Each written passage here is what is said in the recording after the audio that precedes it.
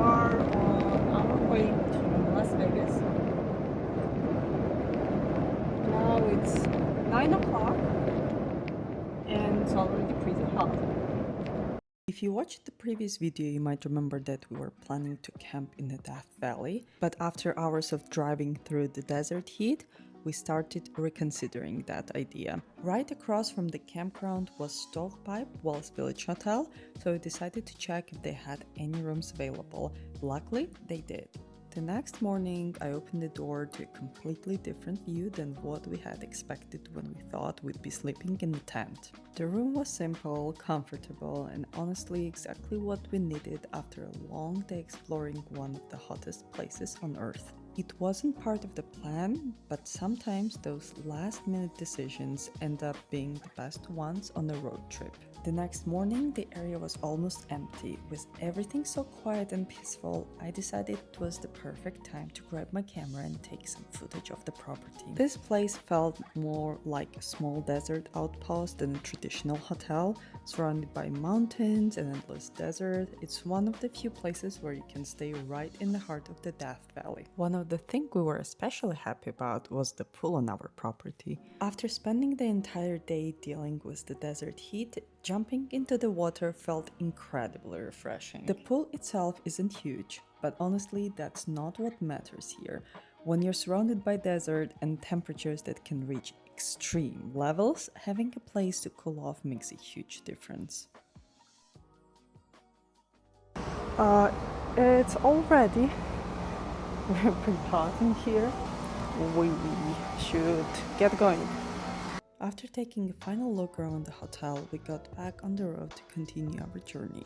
Originally, we had planned to do a few hikes in Death Valley before leaving, but by the time we were ready to start the day, we quickly realized that even 9 a.m. in the morning was already too late. So instead of attempting a hike ourselves, we decided to make one final stop at one of the Death Valley's most famous locations, Badwater Basin. Standing at 282 feet or 86 meters below the sea level, Badwater Basin is the lowest point in North America.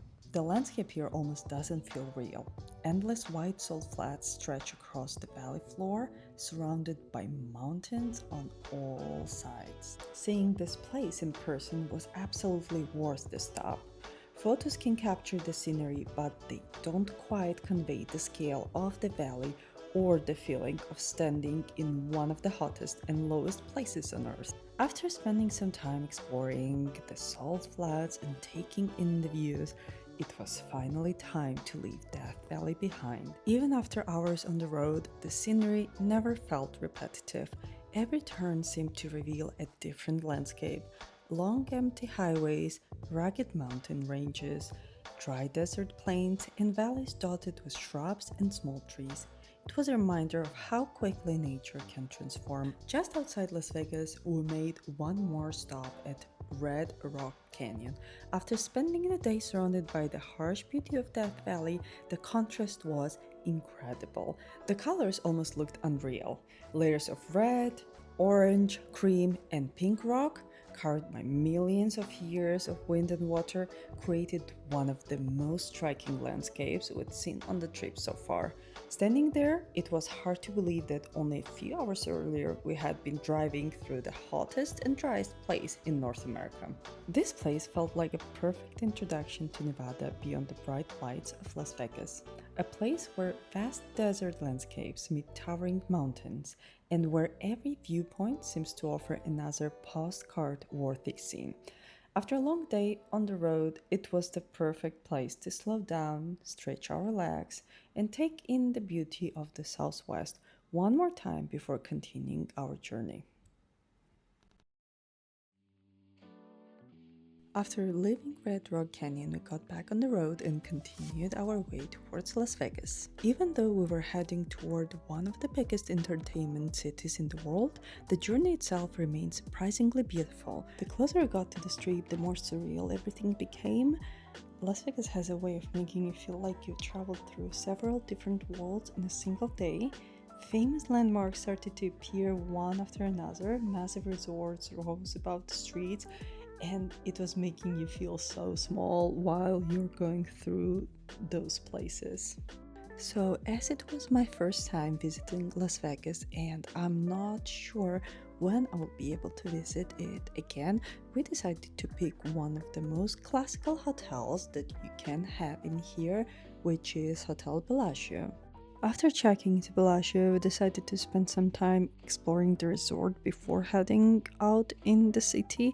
It didn't take long to realize why this place is one of the most famous hotels in Las Vegas. Everywhere we looked, there were perfectly maintained gardens, elegant walkways, fountains, and details that made the whole property feel more like a luxury resort than a hotel in the middle of the desert. With temperatures outside climbing well above what we're used to, pool quickly became the perfect place to escape the heat.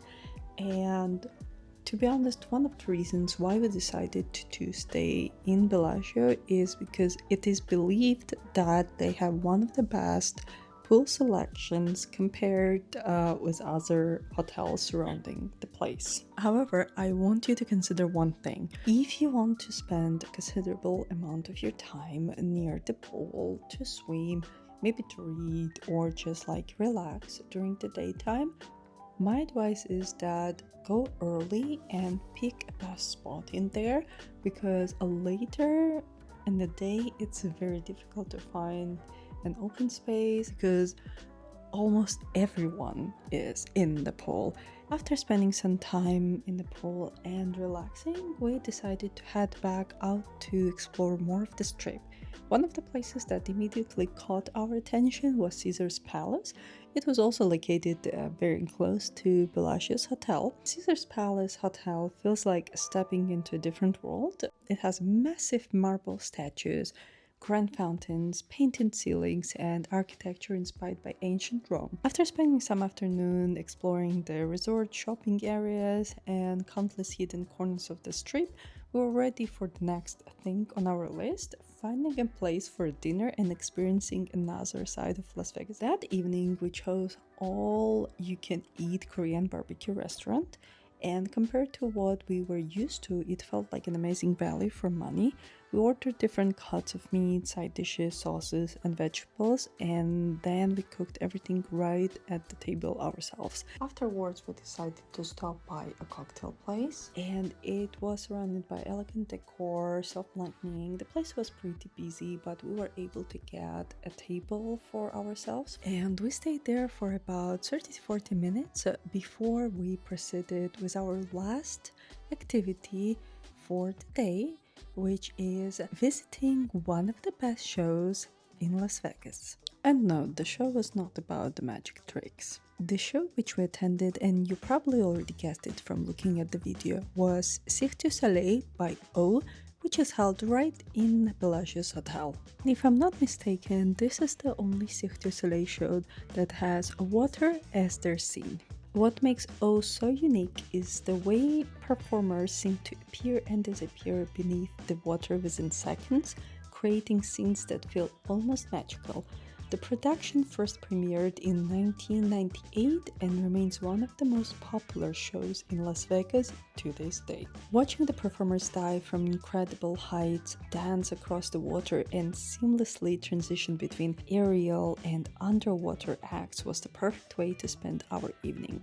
I will give you one quick advice in here as well. If you're about to visit Cirque du Soleil and you're about to visit any other popular shows in Las Vegas, just book it in advance, because you might not be lucky as we were. We were able to find tickets to the show which were not super expensive, and we were able to attend it because the other days were completely sold out and it was not possible to visit the show. However, as I mentioned, we were lucky that we were able to get tickets to the show, and I'm very grateful that I was able to visit this incredible, beautiful show. Everything about it was amazing. After the show, we stepped outside and ended the night in front of the Bellagio's fountains. With the lights reflecting across the water and the music echoing across the strip, it felt like the perfect ending to our first full day in Las Vegas. So that's it for today, guys. I hope you liked this video, and I'm gonna see you next time. And if you enjoyed watching my video, please like and subscribe. See you next time.